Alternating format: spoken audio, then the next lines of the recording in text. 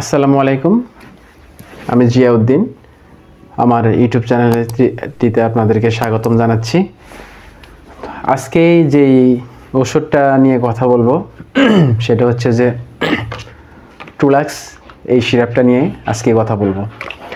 তো শুধুই আজকে কথা বলার আগে একটু বলে নিই যে স্বাস্থ্য সম্পর্কে কথা বলতে গেলে অবশ্যই আমাদেরকে ধারণা রাখা উচিত যে আমরা কম আর বেশ ওষুধ কিন্তু আমরা সবাই খাই।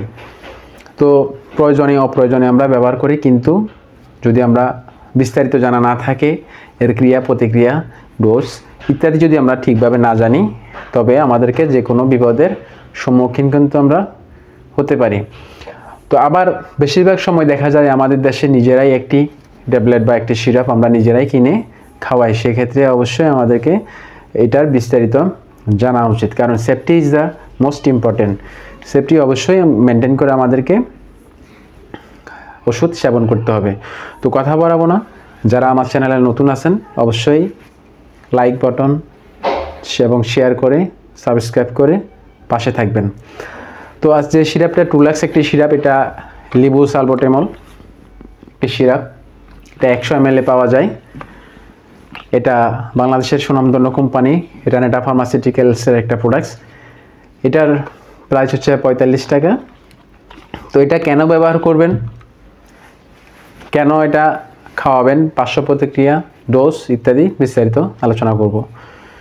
তো সাধারণত প্রাপ্তবয়স্ক এবং 6 বছরের বেশি শিশুদের জন্য এটা নির্দেশিত। সাধারণত এটি 6 বছরের বেশি বয়সের শিশুদের হাঁপানি চিকিৎসার জন্য এটা কিন্তু নির্দেশিত, এবং ঠান্ডাজনিত একটি কাশির সিরাপ। এটা শীতকালীন সময়ে দেখা যায় যে বাচ্চাদের ঠান্ডা লেগে যায়, বুকে কফ জমে থাকে, এবং সে কারণেই এটার খুব গুরুত্বপূর্ণ ভূমিকা পালন করে এবং খুব ভালো একটি সিরাপ। তো এটা ঠান্ডার চিকিৎসার জন্য কিন্তু খুবই একটি উপকারী সিরাপ, এবং বুকে জমে থাকা কফ কিন্তু এটা নিরাময় করে, এবং ঠান্ডাজনিত কারণে এই হাঁপানি হলেও এটা সেবন করা যায়, এবং সর্দি হওয়া এবং শ্বাসনালীর যে কোনো সমস্যার কারণে যদি ঠান্ডা লেগে যেতে পারে, এই কারণে কফ জমে যায়, এই কারণে এটা ব্যবহার করা যাবে, এবং তীব্র কাশিতেও কিন্তু এই সিরাপ ব্যবহার করা যায়। তবে পার্শ্ব প্রতিক্রিয়া সম্পর্কে যদি বলি, এটা হাইপোক্যালেমিয়া, হৃদস্পন্দন এটা কারণে বেড়ে যেতে পারে, এবং অস্থিপেশির যে সূক্ষ্ম এটা কাঁপুনি হইতে পারে, এবং মাংসপেশির খিঁচুনি হইতে পারে, বমি ভাব, এবং বুকে জ্বালাপোড়া বা পেটের উপরিভাগ ব্যথা, ডায়রিয়া, মাথা ব্যথা, মাথা ঝিমঝিম ভাব, অবসাদ এবং ঘুম ভাব কিন্তু হতে পারে। তো সেক্ষেত্রে অবশ্যই আমাদেরকে সতর্কতা অবলম্বন করে ওষুধ সেবন করতে হবে। এবং সতর্কতা এটা অবশ্যই খেয়াল রাখতে হবে, যেসব বাচ্চাদের তীব্র হাঁপানি রয়েছে, তীব্র হাঁপানির সমস্যা, সেক্ষেত্রে কিন্তু অবশ্যই সাবধানতা অবলম্বন করতে হবে, এবং সাবধানতার সাথে এটা ব্যবহার করতে হবে। যাদের ডায়াবেটিস, মৃগী, হৃদরোগ এবং হাই ফেলার, অনিয়মিত হৃদস্পন্দন রয়েছে, তাদের ক্ষেত্রে অবশ্যই সতর্কতার সাথে ব্যবহার করতে হবে।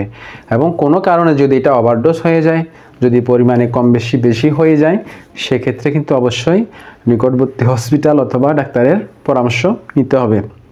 তো এটি কিভাবে খাবেন, সাধারণত এটি ট্যাবলেট এবং সিরাপ আকারে দুভাবেই পাওয়া যায়, এবং ট্যাবলেট প্রাপ্তবয়স্ক 12 বছরের বেশি 1 থেকে 2 মিলিগ্রাম দিনে 3 বার সেবন করা যেতে পারে, এবং শিশু 6 থেকে 11 বছর 1 মিলিগ্রাম দিনে 3 বার, এবং সিরাপ প্রাপ্তবয়স্ক 5 থেকে 10 মিলি দিনে 3 বার সেবন করা যেতে পারে। তো বিভিন্ন কারণে ওষুধের তারতম্য হতে পারে, সেদিকে অবশ্যই আমাদেরকে খেয়াল রাখতে হবে। তবে শুধু সর্বশেষ একটাই কথা, যে আপনারা ওষুধ সেবন করবেন ঠিক আছে, কিন্তু অবশ্যই একটা রেজিস্টার ডাক্তারের সাথে কথা বলে আপনারা ওষুধ সেবন করবেন, কারণ আপনি তো জানেন না যে ক্রিয়া প্রতিক্রিয়া কোন কারণে কি হইতে পারে, সেটা তো আপনি হয়তো জানেন না। তো সেই ক্ষেত্রে অবশ্যই একটা ডাক্তারের পরামর্শ নিয়ে ওষুধ সেবন করার চেষ্টা করবেন। ধন্যবাদ সবাইকে। আসসালামু আলাইকুম।